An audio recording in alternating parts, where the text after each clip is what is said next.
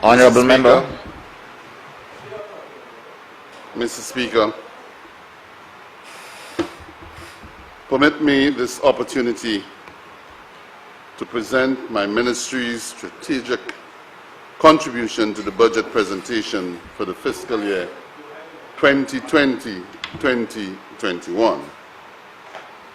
But, Mr. Speaker, before I proceed any further, I shall break the practice to recognize and thank some very special people who have been serving this country selflessly throughout the years, some for decades. Mr. Speaker, I speak of some hard-working public officers who serve us in this chamber beyond the call of duty and in recent times beyond the midnight hour into the wee hours of the morning to get the business of the state done and done on time. Therefore, Mr. Speaker, I wish to thank sincerely the Clerk of Parliament and her staff, including technicians, cameramen and women, police officers, and all auxiliary staff.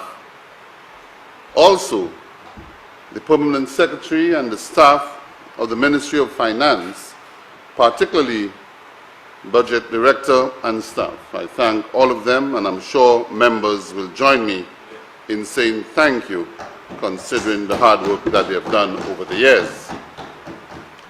Now, Mr. Speaker, I wish to reiterate that no organization, institution, or agency can survive without a plan, or rather, a strategic focus.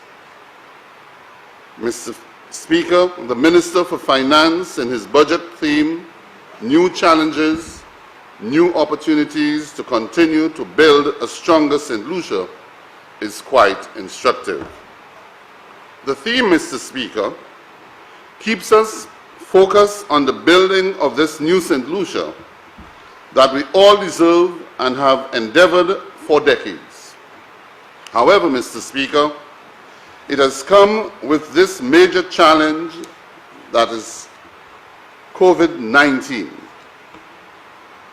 We are not daunted, though, Mr. Speaker, for it has created new opportunities for us to build greater resilience in our people, greater resilience in our systems. It permits us to focus more on our people and to care more about them. Mr. Speaker, COVID-19 has impacted on many sectors in our economy. And as a consequence, because of the impact that COVID-19 has had on the workforce of this country, I wish to present the first part of my presentation on the labor force of this country. Mr. Speaker, our workers in St. Lucia and abroad have been greatly affected by this global pandemic, COVID-19. Many jobs have been lost, particularly in the hospitality sector, while businesses and employers have had to take very tough decisions to save their operations or face the reality of collapse. Mr. Speaker, the Labour Department has been inundated with complaints and concerns being expressed over the new reality of extended layoff periods consequential on involuntary national shutdown of business, an unprecedented situation. It is on this basis, Mr. Speaker, that the Department of Labour entered into social dialogue with worker representatives, employers' representatives, and government institutions to attempt to resolve the issue of the layoff and redundancy issue. We have had very spirited discussions, and I'm encouraged, and all views contended, and I must say that out of the dialogue, it was agreed that there was a need to make the requisite amendments to Section 148 of the Labour Code, or the Labour Act, to cushion the potential negative impact on employees as well as employers. Mr. Speaker, the period of layoff specified under Section 1481 of the Labour Act, Cap 16.04, has been extended as a consequence of the amendment which was passed 2 weeks ago here in this chamber. Therefore, a further continuous period of 12 weeks commencing the 19th of June 2020 and terminating on the 11th day of September 2020 has been instituted.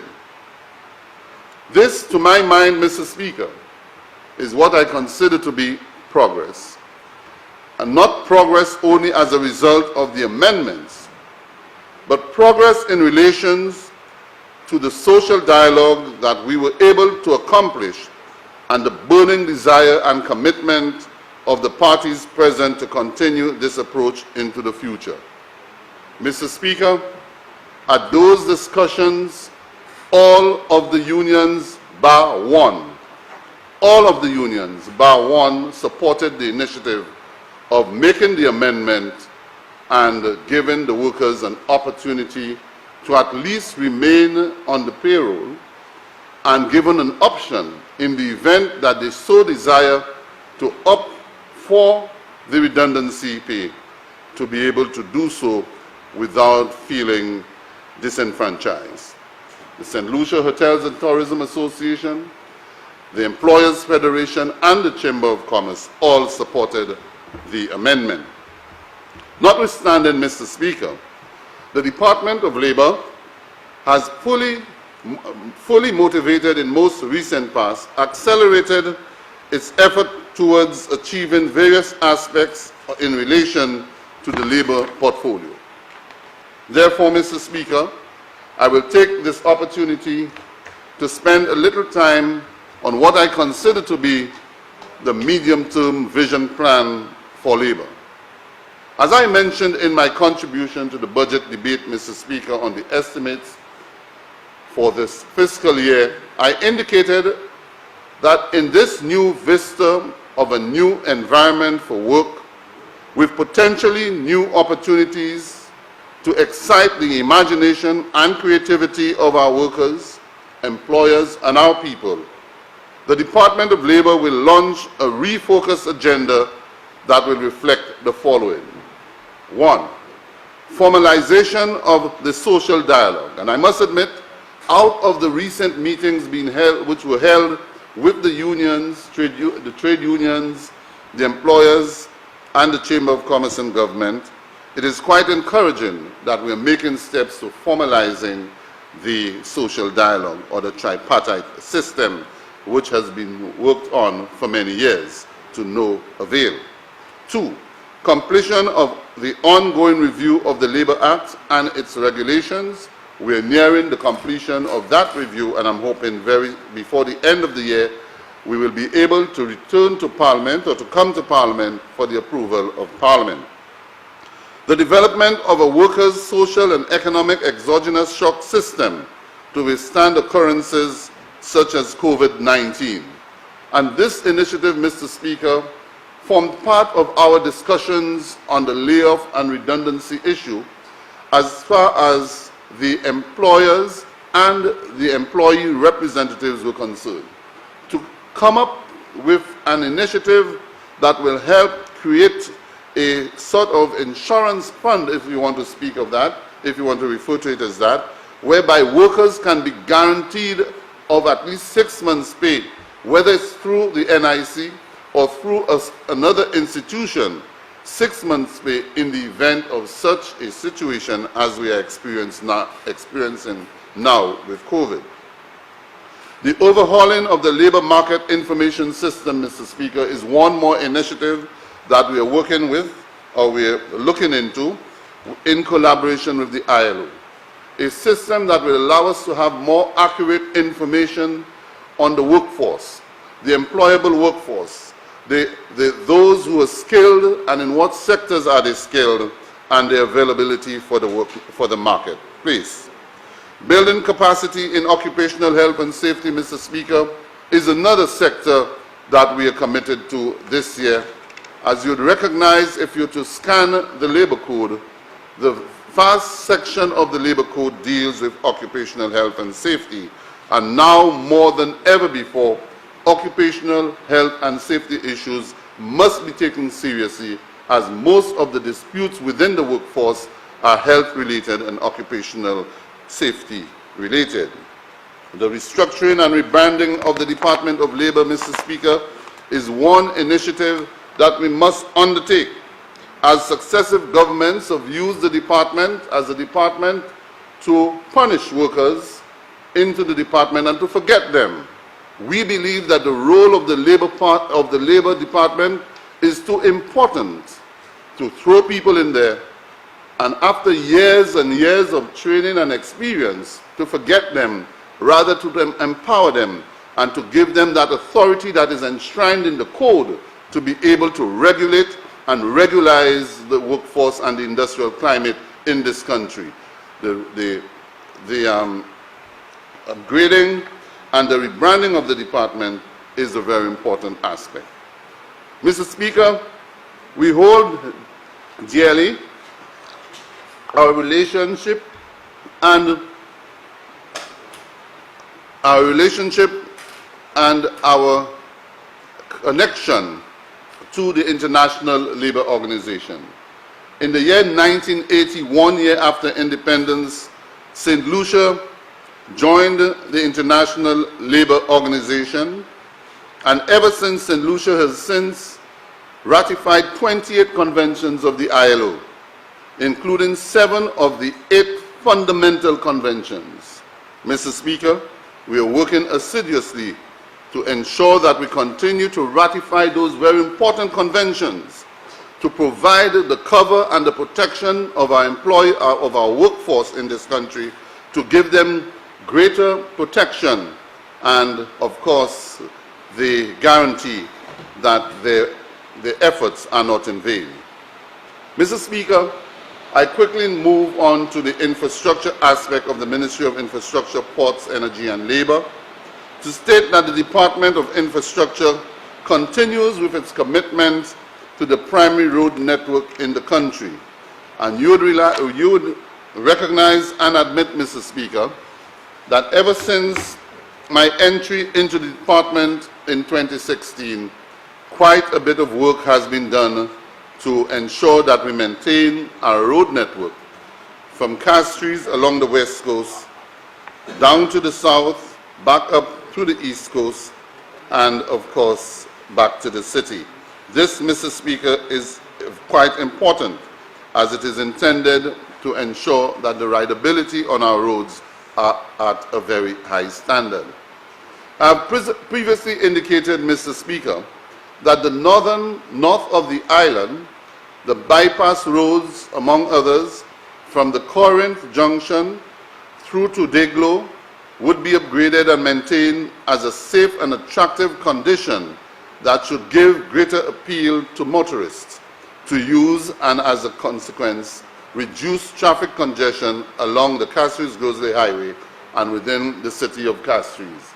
Mr. Speaker, the strategy here is to focus on those bypass roads, to make it more attractive, to create the surface that is comfortable, and to ensure that motorists use those roads to find their place to navigate throughout the country. As you know, the Corinth, Corinth, Granville to Union Road is presently under construction.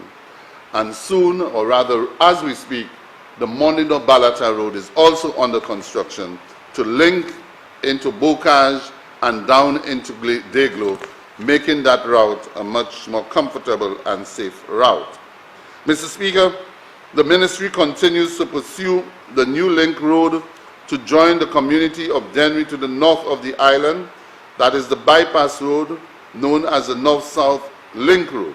As a result, Mr. Speaker, this government has signed a memorandum of understanding with the Canadian Commercial Corporation to assist in developing and crystallizing and to firm up this project hopefully, once it is completed and the resources can be found to continue this initiative, which was started long before my time. Mr. Speaker, surely with the commencement of the Hironora International Airport project, if our scheduling is right, we may be able in the very near future to have this new highway to carry the traffic from the airport to the north of the island, thereby reducing travel time, improving resilience in the road network by creating redundancy through a more robust network. Mr. Speaker, while we speak of building a new St. Lucia, recently, or rather last year, we undertook what seemed to have been a very insignificant project in the road widening at the Sandals Halcyon Hotel to the Shock roundabout. Mr. Speaker, this initiative has resulted in tremendous success in that what used to be a bottleneck has now been removed and the traffic is flowing a lot better. Mr. Speaker, having achieved this success, we are now presently reviewing a design feasibility to improve and widen the carriageway of the segment of road along the highway from the Shock Bridge to the current junction, where a new roundabout is being considered. If this is achieved, Mr. Speaker, there will be greater relief to the motoring public up to that junction, meaning that the traffic will flow a lot faster, a lot more efficiently from the VG roundabout through Sandals up to the Corinth junction. Mr. Speaker, I've spoken time and time again about the cul-de-sac bridge, and I wish at this time to alert honourable members that soon work is to commence on the cul-de-sac bridge and general areas. If all goes well, a massive transformation is about to take place. Mr. Speaker, we recently received at the Ministry the signed construction documents for the construction of the cul-de-sac bridge. As I have said before, this bridge, Mr. Speaker, and accompanying works is a gift from the Japanese government through its Japan Agency for International Cooperation. The award, Mr. Speaker, which was as a result of a public tender in Japan, was awarded to a Japanese construction firm. This Japanese contractor, Mr. Speaker, has signed the contract documents and has submitted it to St. Lucia, pending our signature after the legal review. We are now pursuing our requisite procurement approval and is expected to be signed next week to facilitate the commencement of work. Mr. Speaker, the Millennium Highway. I've spoken during the last debate, and I wish to again re-emphasize that this is a grant from the UK government through its United Kingdom Caribbean Infrastructure Partnership Fund, UKCIF. A total of $115 million will be spent in the local economy.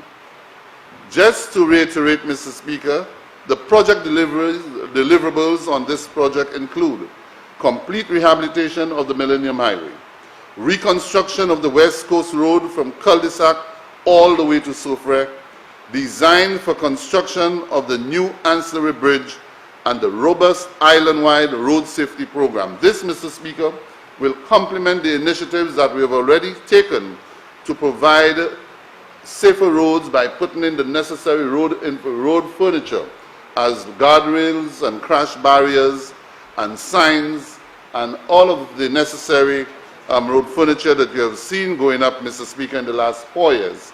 This will be further improved with funding from the UK government throughout the country to make our roads a lot safer. Mr. Speaker, we are now conducting the evaluation of pre-qualification documents submitted by contractors who responded to the advertisements.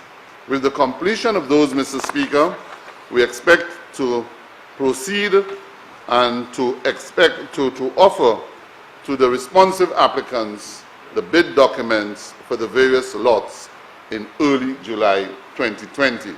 Again, Mr. Speaker, I believe when I addressed the last debate, I did indicate some 7 contractors, 3 from St. Lucia and 4 from Canada, Trinidad and Tobago, and Mexico, along with a Chinese company. They all presented the pre-qualification bid documents. Out of that, some 4 will be selected and then given the opportunity to bid. However, Mr. Speaker, an effort is being made to ensure that while there are 3 St. Lucian companies in the bid, to ensure that even if a St. Lucian company were not to be qualified, that the CDB will review the conditions to allow that they enter into a partnership if at all the bid is won by a firm, a non-St. Lucian firm. Mr. Speaker, the Road Network Maintenance Program, again, is one which we are committed to and will continue to ensure that we proceed with our efforts as we have done in the past. Mr. Speaker, with our aggressive potholing and road maintenance regime, we have made a marked improvement in road conditions throughout the island, particularly our primary road network. Mr. Speaker, driving around the island has never been better and safer. Mr. Speaker, I must admit that we would wish to be in a position to keep to road improvement schedule and to address all pavement conditions that are not potholes but require, perhaps, with age, a reseal of the asphalt pavement to lengthen the service life of the road. Mr. Speaker, we do not have unlimited resources, and therefore, with this in mind, we attempt to be very responsive to the concerns of the public and we ensure as much as possible timely intervention. Mr. Speaker, the most aggressive and recent road initiatives is the Road Improvement and Maintenance Program, RIMP 4. This, Mr. Speaker, commenced in earnest earlier this year, at a cost of US $42 million. It's a road improvement and maintenance program created as the largest single investment in roads ever by a government here in St. Lucia. Mr. Speaker, the project is financed by the Republic of China on Taiwan. The project seeks to rehabilitate approximately 80.2 kilometers of primary, secondary, and tertiary roads, bringing relief to 11 districts island-wide. The government, the Republic of China, and the government of St. Lucia engaged the Overseas Engineering and Construction Corporation to oversee design and construction of those roads, while local subcontractors are hired to carry out construction work. Mr. Speaker, to date, 23 projects have been signed and are at different stages of construction for an approximate cost of $84.5 million, or approximately 75% of the construction budget has been fully committed. Mr. Speaker, following roads contracts have been signed and negotiated. And I'll just quickly run through a few of them, Mr. Speaker. Saltibus Main Road, Piat Development, Marisol Grand Riviere, Union Roundabout, Kazeba, Lower and Upper New Development, Diramo Wall, Blanchard Road, Spring Road, Balata Mondidon, and the list goes on, Mr. Speaker. Yours is on the list, colleagues, and all of them will be done. Mr. Speaker, I now crave your indulgence to allow me to give a snapshot to this honorable House of the work that my ministry has done for the people of St. Lucia, working for you. Mr. Speaker, you may well imagine that we cannot highlight everything, as my colleague to my right understands, project or intervention, but I wish once again to give the people of St. Lucia a sense of how much we have worked and continue to work for them in this country. Mr. Speaker, let me quickly run into energy and to give a snapshot of what is happening in the Department of Energy. Mr. Speaker, we are currently engaged in the review of the electricity supply bill, which is a very essential bill, Mr. Speaker, in our onward march to achieving our renewable targets, and that is 35% renewable energy target by the year 2025, and hopefully 50% by the year 2030. Mr. Speaker, this we are working on, this we are keeping our sights on, and the legislation forms a critical part of that initiative. We are now working assiduously to have this process finalized this calendar year, following all stakeholder consultations, and the World Bank is working with us on this. This will allow for greater renewable energy penetration and will provide the enabling legislative framework from the regulator, the National Utilities Regulatory Commission, which was established in 2016, but is yet to be fully empowered to effectively carry out its mandate. Mr. Speaker, renewable energy is critical, as many people are knocking on our doors to enter the market and to participate in this very important sector. Geothermal, Mr. Speaker, the government continues its efforts towards transitioning in the energy sector, and geothermal is indeed a critical component. On this basis, Mr. Speaker, we are pursuing, with the unwavering support of the World Bank, our renewable energy sector development project. A key aspect of this strategy, Mr. Speaker, is geothermal energy development from exploration to development. If feasible, the World Bank has confirmed resources for a potential 30-megawatt geothermal power plant and may become available after the project receives approval from the World Bank board later this year. Solar energy, Mr. Speaker, is yet another area of interest. And through the United Arab Emirates Caribbean Renewable Energy Fund, Mr. Speaker, we have received for the installation of a 750 kilowatt solar car park at the parking facility of the Heronora International Airport. Mr. Speaker, this project is expected to install solar street lights and electric vehicle rapid charging stations at the airport. The system is expected to produce in excess of 1 gigawatt hour annually. The project is currently in the assessment phase, and tendering process is expected to begin later this year. Also, Mr. Speaker, the Abu Dhabi Fund for Development. The government of St. Lucia, through the Abu Dhabi Fund, has received approval for a loan of US $15 million to the St. Lucia Electricity Services Limited, negotiated jointly by the government of St. Lucia and LUSLE, led by the government, for the establishment of a 10-megawatt solar farm in Trumasi, in Miku. The 10-megawatt solar farm of PV and 7-megawatt battery storage project is the largest of its kind on the island when completed. The energy storage component will manage the solar output fluctuations due to cloud coverage to maintain grid stability and further reduce fuel consumption by reducing the amount of diesel spinning reserve required. Mr. Speaker, I want to run through maritime because it's an area that we have not really spent much time to speak on, the maritime industry.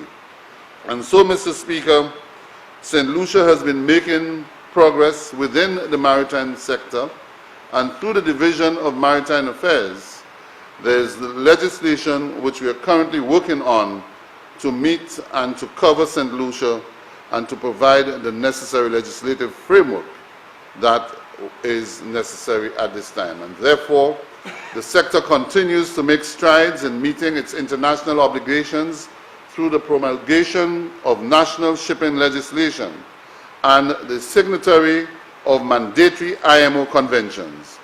Within the current period of this administration, Mr. Speaker, my ministry has promulgated 5 pieces of shipping legislation which are technical in nature, 3 of which are mandatory IMO conventions that are environmentally focused, with the aim of completing the first maritime pollution bill for St. Lucia. Importantly, without these actions, there would be many more accidents, much more pollution, and many more substandard ships within our territorial waters. So what this is doing, Mr. Speaker, with a strengthened relationship with the IMO, we have been able to get all of those pieces of legislation promulgated. We have been able to adhere to a number of conventions. The IMO has been able to visit St. Lucia on a number of occasions in the last 3 years to do the necessary surveys and to ensure that we adhere, did I say ILO? No.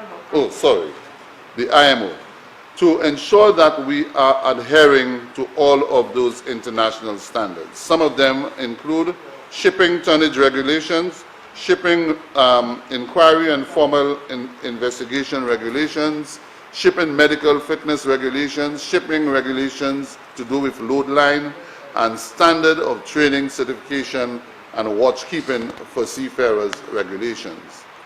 Mr. Speaker, the implementation of the shipping standards in St. Lucia will place the state on IMO's white list. And this is very important because if we aren't on the white list, we stand the possibility of being blacklisted in as far as us being a member of the IMO. Mr. Speaker, I want to, at this stage, just gloss over matters pertaining to my constituency in as far as the policy statement is concerned.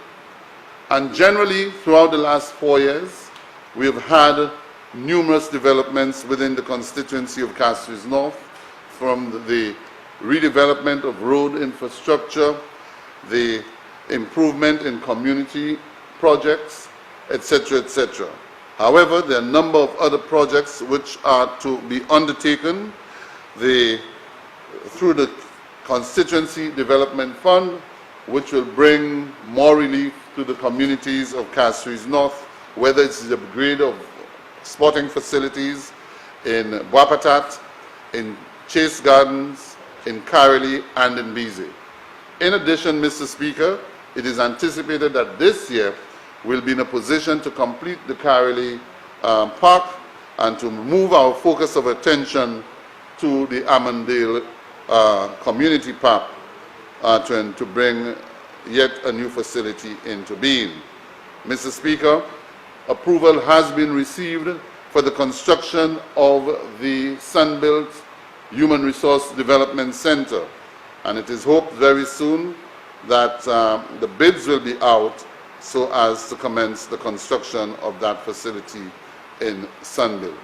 Quite a number of community projects, Mr. Speaker, will continue, among them being the refurbishment of the VBCC Court, refurbishment of the Leclerc Square, and also the completion of the refurbishment of the Leclerc playing field, for which we have received the support of the Ministry of Youth and Sports in the installation of LED lighting to enhance the facility and to get the necessary approval as a minimum standard FIFA playing field. I want to take this opportunity to thank the Minister for Sports for his efforts and his support, even though at the first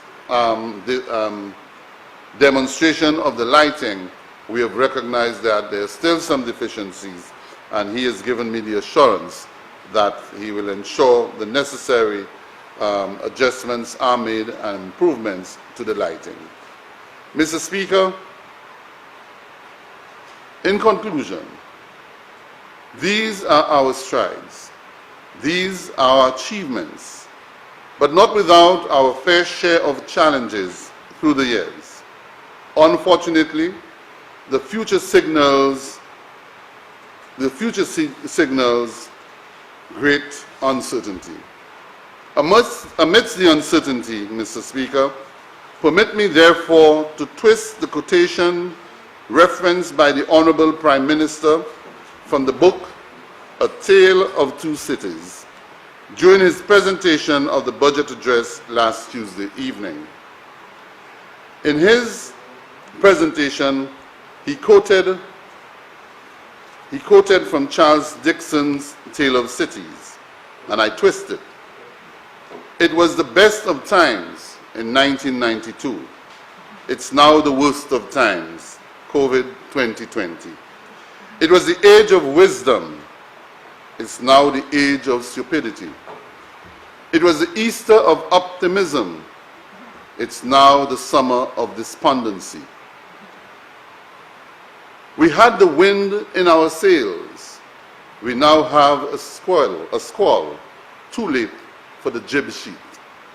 Mr. Speaker, this twisted version of the Charles Dickens quote speaks not of connections between cities and possibilities for transformation, but rather it compels us to look within among us all as a nation to help steer our ship of state through this squall of COVID-19 to a safe and enabling carriage to careen, repair, and restructure our ship for the onward journey ahead of us. Mr. Speaker, this parable of maritime semantics, which is the reality of our current situation in the global environment, speaks to a global health pandemic ravaging through the hemispheres of the world, causing untold destruction to our social and economic fabric.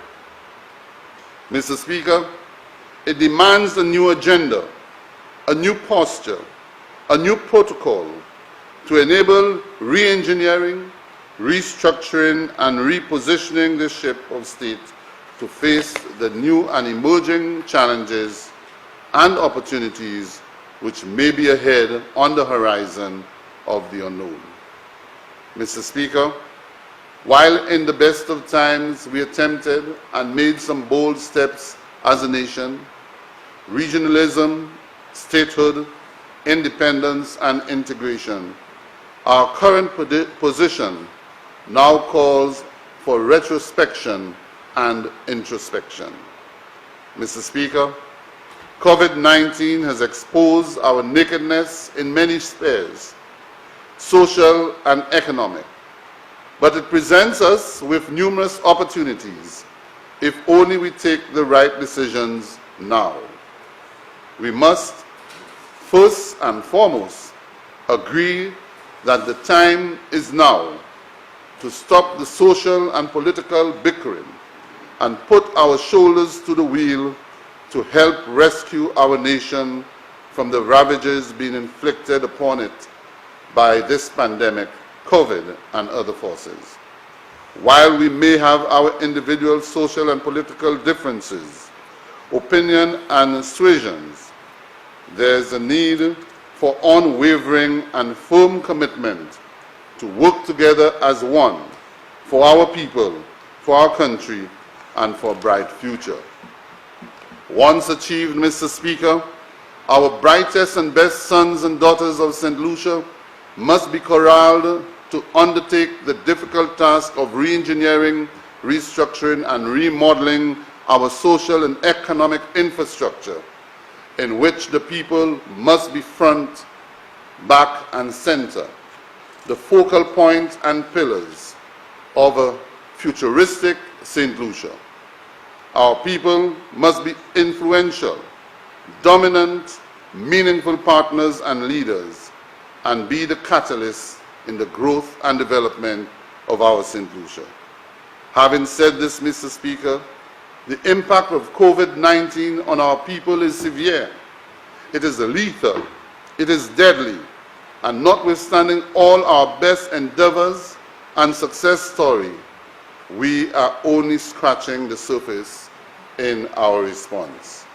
Mr. Speaker, COVID-19 has displaced more than 14,000 workers, laid off or made redundant. There are hundreds who have returned home from foreign jobs, particularly the cruise ships, without any hope of a promising future. Hundreds, maybe thousands, are on the line, on the breadline, hoping that their prayers will be answered. Businesses are on the brink of collapse. Some may never resuscitate, and the need to stimulate them and serve and save and protect our labor force is paramount. Mr. Speaker, we cannot throw our hands up into the air. The time is now. Now is the time for a patriotic, resilient, formidable, and truly independent St. Lucia, committed to nation building. I thank you, Mr. Speaker.